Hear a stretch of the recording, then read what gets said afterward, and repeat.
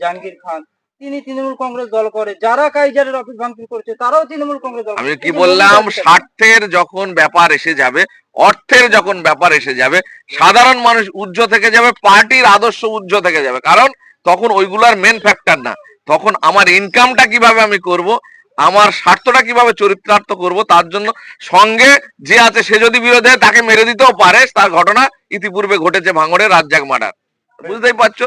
সুতরাং আমি তো বারে বারে বলছি যে রাজনীতির কে পাশে রেখে, রাজনীতিকে উজ্জ্বল রেখে, রাজনীতিকে ব্রাত্য করে দিয়ে সাধারণ মানুষের হকের জন্য যে রাজনীতি, সেটাকে মানে কি বলবো, সেটাকে পাশে সরিয়ে রেখে ব্যক্তিগত স্বার্থ চরিত্রার্থ যখন এসে যাবে, তখন কিন্তু এই লড়াই সংগ্রাম মারপিট নিজেদের মধ্যে খেয়েও খেয়ে কাটাকাটি মারামারি হবে। তার এটা ঘটছে ভাঙড়ের ক্ষেত্রে। ভাঙড়ে একটা লুটের সাম্রাজ্য তৃণমূল এর নেতারা বানাতে চাইছে বা বানিয়েছে এতদিন ধরে, সেটা কে এখন ভোগ করবে। এখানে নিউ টাউন, ইউপ্রো, ইনফোসিস, বিচার কোটি কোটি টাকার ইনকাম, জমি দালালি, তোলাবাজি, এসব নিয়ে ওদের মারপিট, এ নিয়ে আমি আর কি বলবো। রাজনীতি তার মধ্যে কিছু আমি দেখতে পাচ্ছি না।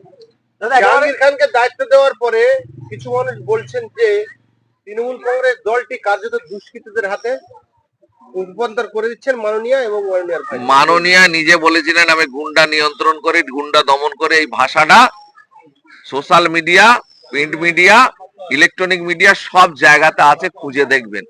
তাহলে মুখ্যমন্ত্রী জানে না যে কারা কি করছে, কারা কি করছে। নিজে বলছেন যে তুই বোম বাঁধিস, তার হাতে আবার দায়িত্ব বাড়িয়ে বড় করে দিয়ে দিচ্ছে। তাহলে উনি সবকিছু জেনে শুনেই তো করছেন, কারা গুন্ডামি করে, কারা লুট করে, কারা সাধারণ মানুষের উপর অত্যাচার করে। টোটাল রিপোর্টটা তো ওনার হাতে আছে। এবং আমাদের গত 21-এর নির্বাচনের পর হাইকোর্টের তত্ত্বাবধানে হিউম্যান রাইটস এর যে রিপোর্ট, সেই রিপোর্ট ওনার কাছে আছে। তারপরেও তাদেরকে বড় বড় দায়িত্ব দিয়ে দিচ্ছে। তাহলে সরাসরি মুখ্যমন্ত্রী জানে না এরকম ঘটনা তো নেই। সুতরাং উনি চাইছেন এইভাবে লুটের সাম্রাজ্য তৈরি করে দীর্ঘদিন টিকে থাকতে। সুতরাং ওনার আর কি বলবো, এতে কি আছে। আপনি ইন্ডিয়ান সেকুলার ফ্রন্টের দক্ষিণ 24 পরগনার জেলা সভাপতি, আর আমরা কর্মসূত্রে দেখতে পাচ্ছি যে সারা পশ্চিমবঙ্গ ইন্ডিয়ান সেকুলার ফ্রন্টের আধিপত্যের বিস্তার হচ্ছে। সেই জায়গায় সামনে বিধানসভা, বহু আগে থেকে আপনারা জোটের জন্য বার্তা পাঠিয়েছেন বিমল বসুকে। কি লক্ষ্যমাত্রা রয়েছে আপনাদের? আমাদের লক্ষ্যমাত্রা, যেখানে আমাদের জনসমর্থন বেশি, আমরা 3টে ভোট এই মুহূর্তে লড়েছি। একটা হচ্ছে বিধানসভা, একটা লোকসভা, একটা পঞ্চায়েত। আমরা প্রথমে যখন জোট করেছিলাম বামপন্থীদের সঙ্গে, তখন আমাদের হাতে ভোটের অঙ্কটা আমাদের হাতে ছিল না।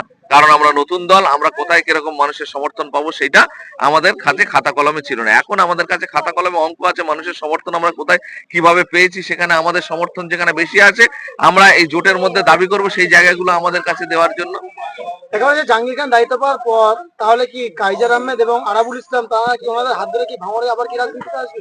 না, এরা সেইটা ভবিষ্যৎ বলবে, কিন্তু এরা যেহেতু এদের সক্ষতা বেশি, এরা এখানে মানে এই যে নেতা জাহাঙ্গীর খান, তার সঙ্গে এদের একটা সম্পর্ক, মানে গাঢ় গাঢ় সম্পর্ক বলি, আর যাই বলে আন্তরিক সম্পর্ক বলি, গাঢ় সম্পর্ক বলি, বা নিজেদের মধ্যে আন্ডারস্ট্যান্ডিং বেশি। সেই কারণে এরা ভাবছে যে জাহাঙ্গীর খান দায়িত্ব পেয়েছে, আমরা এবারে পুরো মানে সামনের সারিতে নেতৃত্ব পাবো, বা আমরা ভাঙড়ে আগামী দিনে রাজ করার ক্ষমতা পাবো। সেই হিসেবে